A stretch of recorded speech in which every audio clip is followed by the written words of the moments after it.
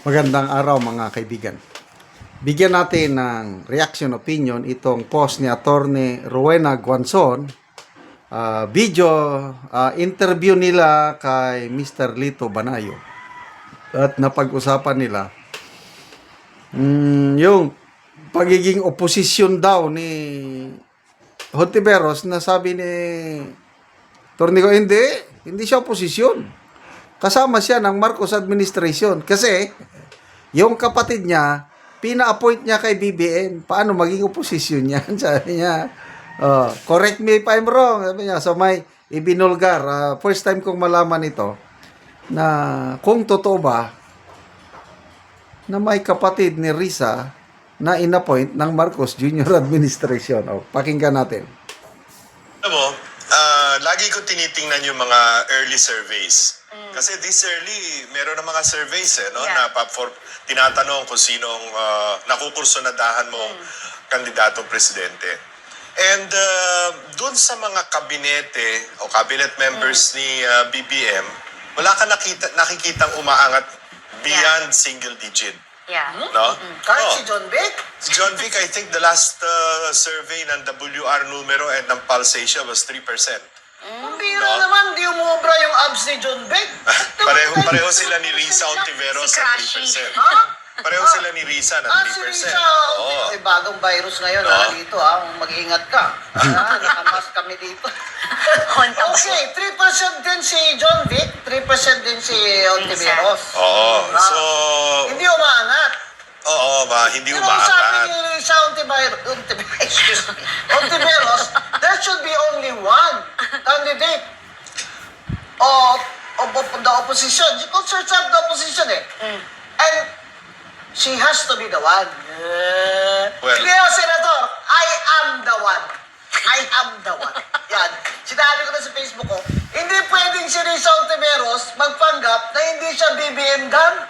Kasi yung kapatid niya, and she has to correct me if I'm wrong, I will admit it and apologize, pina-appoint niya kay BBM ng mataas ang sweldo. Wow. So, Senator Ontiveros, sagutin mo ako. Hindi ba totoo? Pina-appoint mo na kapatid mo na kay BBM ang mataas na government position? Paano ka ngayon magsabi na ikaw oposisyon? Exactly. Sino ba talaga ang oposisyon? Hindi ba yun dapat ang nag-uusig at lumalaban sa BBM administration? Ikaw wala Tingnan mo, mula ka ito. Duda ako sa'yo Duda talaga ako sa'yo. Yung akbayan Akbayan ko, hindi ako political analyst Economics ang undergraduate ko sa UP pero I like numbers Hindi ako political analyst kagaya ng iba dyan na dahil wala ng trabaho, kagaya ni Lamas, political analyst na rin sila. Oy, baka walang trabaho. Huwag kayo mag-analyst, ha?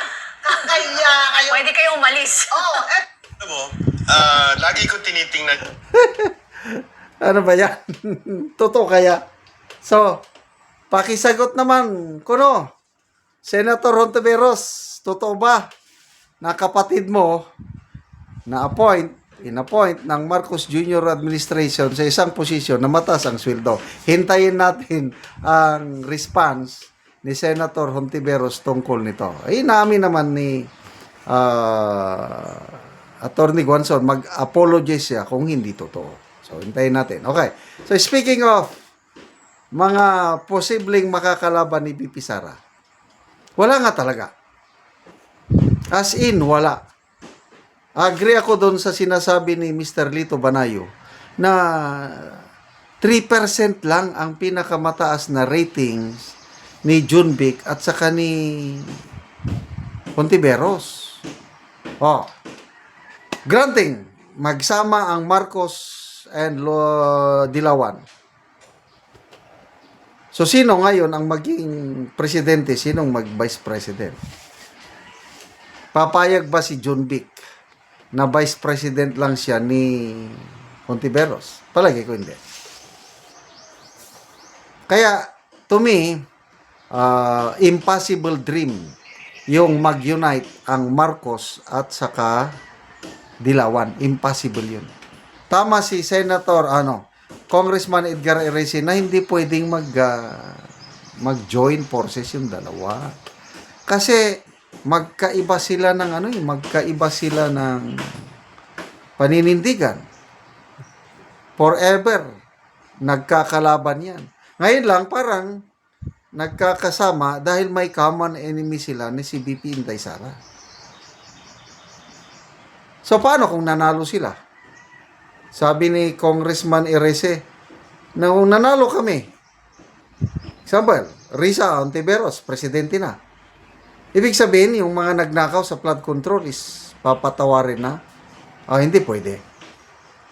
Dapat may accountability, which is correct. Kaya, good luck, Senator Hontiveros. Sana sana ikaw ang mapili na standard bearer. To me, mas maganda. Ito lang, na di ba kayo nagtataka, bakit yung mga malalakas na kalaban ni BP Sara, BP Leni, ex-BP Leni and Rapi Tulfo, bakit umaayaw? Kasi kung sila ang lalaban, Tulfo and Leni, may exciting na labanan. Kasi may political base talaga si Madam Leni. Agree ako niyan. Si Tulfo meron din. Malakas siya. Sa mga surveys, malakas. Bakit umaayaw? To me, it's divine intervention.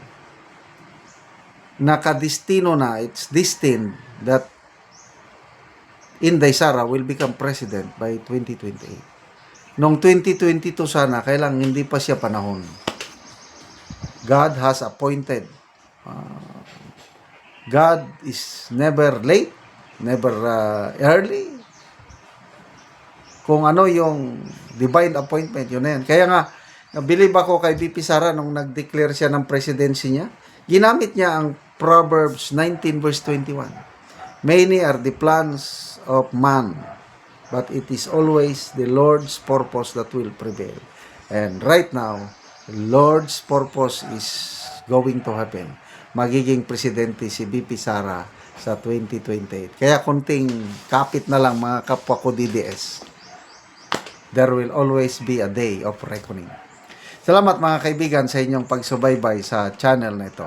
Nakakatulong kayo ng malaki sa tribong Talandig ng Bukidnon dahil ang sweldo natin sa channel na ito is pantulong sa tribo. Namimigay tayo ng libreng yero at pako para makapagpatayo itong tribong ito ng mas maayos nilang tirahan. Kaya panoorin nyo ang video na ito. Karon mo na ni ang mga yero nga ihatag sa mga tao nga kadtong nagpatindog og balay. Ano na ang yero nga ipantabang mga tao nga nagkalisod.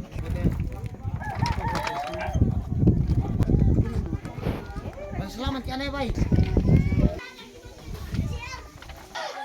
Karon mao na ni ang pag-atupan ni Adis nga taga Sitio Malipayon nga himuan ni ag-abo. Mag-atop na ni siya karon.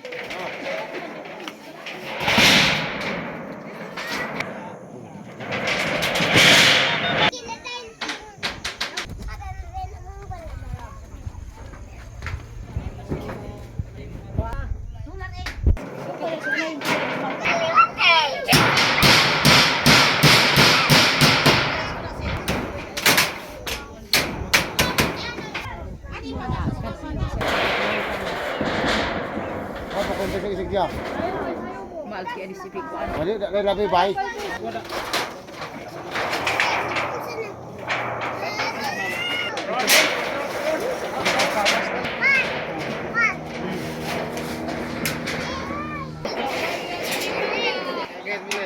Ay salamat.